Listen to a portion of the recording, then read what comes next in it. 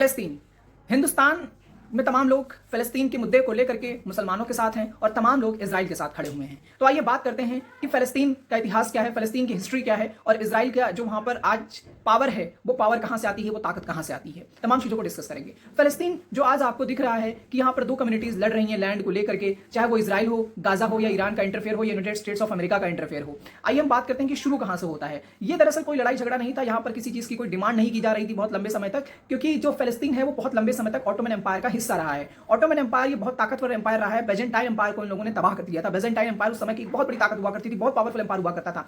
लेकिन युद्ध का एक ही नियम है, लड़ाई और झगड़े का एक ही नियम है, जो जितना ज्यादा एडवांस होता है, जिसके पास जितनी ज्यादा advance army, advance weapon, number of military के जो लोग हैं वो जितने ज्यादा होते हैं, उनकी स्ट्रेटजी जितनी एडवांस और जितनी अच्छी होती है, युद्ध वही आदमी जीतता है। और जो आदमी युद्ध जीतता है, तमाम नियम और कायदे उसके अनुसार बनते हैं। सारी लड़ाई की जो शुरू होती है वर्ल्ड वॉर 1 के बाद। वर्ल्ड वॉर 1 में ब्रिटेन एक तरफ था और जर्मनी, ऑटोमन एम्पायर ये एक तरफ थे। अब ऑटोमन एम्पायर का पार्ट था फ़लस्तीन। अब ब्रिटेन के अंडर में आ जाता है फ़लस्तीन वर्ल्ड वॉर 1 के बाद। तो जो ज्यूइश कम्युनिटी थी उनकी ये डिमांड थी कि हमको हमारा एक सेपरेट नेशन चाहिए, हमको एक अलग नेशन चाहिए। तो ब्रिटेन के लिए जो फ़लस्तीन का पार्ट है बहुत इंपॉर्टेंट है, क्योंकि उस रास्ते के थ्रू मिडिल ईस्ट पे कंट्रोल करना आसान था। मिडिल ईस्ट पे कंट्रोल करना अगर आसान था तो इंडिया के ऊपर कंट्रोल करना आसान था। इंडिया के थ्रू जो बिजनेस रूट्स हैं वो आसान थे। तमाम तरीके का फायदा ब्रिटेन को उस समय मिलता था उस रूट के थ्रू। अब आइए हम लोग बात करते हैं कि आखिर बात कहां पर बिगड़ती है और बात कहां पर मुश्किलों में पड़ जाती है। बॉलफेयर डिक्लेरेशन। बॉलफेयर डिक्लेरेशन इस बात को कहता है कि हम फ़लस्तीन को इजराइल, मतलब इजराइल एक स्टैब्लिश कर देंगे, कंट्री स्टैब्लिश कर देंगे, ज्यूइश के लिए एक हम अलग कंट्री स्टैब्लिश कर देंगे जहां पर वो अच्छे से रहेंगे। ये पहला ये जो आइडिया रहा एस्टैब्लिशमेंट ऑफ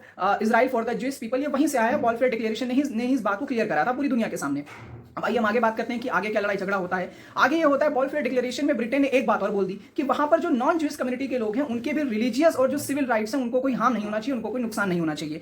इस एक स्टेटमेंट ने इजराइल के एस्टैब्लिशमेंट में बहुत बड़ा एक बाधा पैदा कर दी। बहुत लंबे समय तक इजराइल का एस्टैब्लिशमेंट रुक गया। उसके बाद जो है आता है 1947 के बाद का टाइम, यानी कि वर्ल्ड वॉर 2 के बाद का टाइम। और वर्ल्ड वॉर 2 में क्या स्थिति हुई है पूरी दुनिया को पता है कि एडोल्फ हिटलर ने किस तरीके से ज्यूइश कम्युनिटी को खत्म कर दिया था। एडोल्फ हिटलर ने जितना ज्यूइश कम्युनिटी के ऊपर जुल्म किया, या यूं कह लें कि कम्युनिटी को टारगेट करके खत्म कर दिया, ज्यूइश के ऊपर इतना जुल्म आज तक किसी ने नहीं करा है, क्योंकि वो रेसिज्म की भावना से कहीं ना कहीं वो आदमी डिस्टर्ब था। उसके अंदर रेसिज्म था बहुत ज्यादा, इसी वजह से वो ज्यूइश कम्युनिटी को हेट करता था, उसने उन लोगों की हत्या करवाई। अब इंटरनेशनल लेवल पर ये बात बहुत ज्यादा उछल गई थी कि ज्यूइश कम्युनिटी के साथ बहुत सारा जुल्म हुआ है। तो यहाँ पर ये मांग और ज्यादा तेजी से बढ़ने लगी कि ज्यूइश कम्युनिटी के लिए एक सेपरेट नेशन होना चाहिए जहां पर वो अपनी लाइफ को एस्टैब्लिश कर सके, अपनी जिंदगी को अच्छे से जी सके। तो उसके लिए जो यूएन की जनरल असेंबली है 1947 में वो डिवाइड कर देते हैं मैंडेटरी फ़लस्तीन को ज्यूइश स्टेट और अरब स्टेट में। ज्यूइश स्टेट किसके लिए होगा, यानी कि इजराइल। अरब स्टेट यानी कि इजराइल को छोड़ करके बाकी का जो बचा हुआ इलाका रहेगा फ़लस्तीन का, वहां पर मुस्लिम रह सकते हैं, मुस्लिम कम्युनिटी के लोग रह सकते हैं, कोई इशू है, कोई दिक्कत नहीं आएगी। लेकिन तमाम कंट्रीज ऐसी थी जो यहां पर इस आइडिया को जिन्होंने सपोर्ट करा, यूएन जनरल असेंबली के इस आइडिया को तमाम कंट्रीज ने सपोर्ट करा, जैसे यूएसए हो गया, रशिया हो गया, इन लोगों ने इस आइडिया को सपोर्ट करा। वहीं पर हम बात करें इंडिया, ईरान, इराक, ये तमाम जो मुस्लिम वर्ल्ड की कंट्रीज रही और जो हमारा भारत देश रहा और कई अन्य देश भी इसके साथ शामिल रहे, जिन्होंने इस आइडिया को मतलब कह दिया कि हम नहीं मानते, ये चीज सही नहीं कर रहे हैं, इन्होंने इस चीज को डिनाई करा, अगेंस्ट में रहे। वहीं पर कुछ एक ऐसी कंट्रीज भी रही जिन्होंने अपना स्टेटमेंट न्यूट्रल दिया। ब्रिटेन जैसी कंट्री जो रही वो न्यूट्रल रही, उन्होंने कहा यानी कि ना ही हम ये कहते हैं कि आप फ़लस्तीन को दो हिस्सों में बांट दें और ना ही हम ये बात कहते हैं कि आप ना बांटे, आप अपने अकॉर्डिंग देखिए, उनका ये स्टेटमेंट था भाई, वो लोग न्यूट्रल रहे। तो और उसके बाद अरब वर्ल्ड, मतलब वो खुश नहीं था अरब वर्ल्ड इस चीज से कि जो हमारी फ़लस्तीन की जो लैंड है तुमने उसको दो हिस्सों में तोड़ दिया, तुमने ज्यूइश लैंड बना दी, अरब लैंड बना दी, उसके लिए वो खुश नहीं था। अरब कंट्रीज स्टार्टिंग से ही अगेंस्ट थी।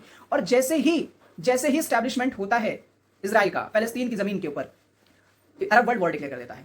अरब वर्ल्ड इधर वॉर डिक्लेयर कर देता है। और यूनाइटेड स्टेट्स ऑफ अमेरिका वो पहली कंट्री थी जिसने इजराइल को मतलब एक कंट्री मान लिया, उन्होंने इसको एक देश मान लिया था और वो उनके साथ खड़े हो गए थे। और इजराइल का और यूनाइटेड स्टेट्स ऑफ अमेरिका का जो रिश्ता है वो उसी समय का चला रहा है, बहुत पुराना रिश्ता इनका चला रहा है, बहुत पुराना। क्योंकि वेस्टर्न कंट्रीज को एक चीज बहुत अच्छी तरीके से पता है कि मिडिल ईस्ट जो है वो सोना है, मिडिल ईस्ट में किसी चीज की कमी नहीं है, नहीं वहां पर कोल की कमी है, ना ही वहां पर पेट्रोलियम की कमी है, और ना ही वहां पर रॉ मटेरियल का कोई शॉर्टेज है, जो कि एनर्जी को मेंटेन करने के लिए, किसी भी देश को चलाने के लिए बहुत जरूरी होते हैं। तो western countries, United states of America ये बात बहुत अच्छी तरीके से समझ सकता है। और मिडिल ईस्ट जो है उनके लिए इसी वजह से, मिडिल ईस्ट में अगर वो इन्फ्लुएंस कायम रखना चाहते हैं तो किसी एक कंट्री के साथ उनका जो रिश्ता है वो बहुत मजबूत होना चाहिए, ताकि कोई भी मुश्किल ना आए, वो पूरे इलाके पर अपना कंट्रोल रख सके। और आज का जो लड़ाई झगड़ा है, अब ईरान और अरब वर्ल्ड कोई नई बात नहीं है कि वो युद्ध कर रहे हैं इजराइल से या वो लड़ाई कर रहे हैं यूनाइटेड स्टेट्स ऑफ अमेरिका से, वो शुरू से ही अगेंस्ट रहे हैं। उनका कहने का मतलब ये है कि जो फ़लस्तीन है वो ऑटोमन एम्पायर का हिस्सा है, वो ऑटोमन एम्पायर का पार्ट है, वो अरब वर्ल्ड का पार्ट है, वो मुस्लिम वर्ल्ड का पार्ट है, और आपने इनका एस्टैब्लिशमेंट करा है, और इस वजह से वो कहीं ना कहीं अगेंस्ट रहते हैं इन तमाम चीजों के। अब इस बात पर आपका क्या थॉट है, आप इस बात पे क्या सोचते हैं, उस बात को मुझे कमेंट सेक्शन में बताइए।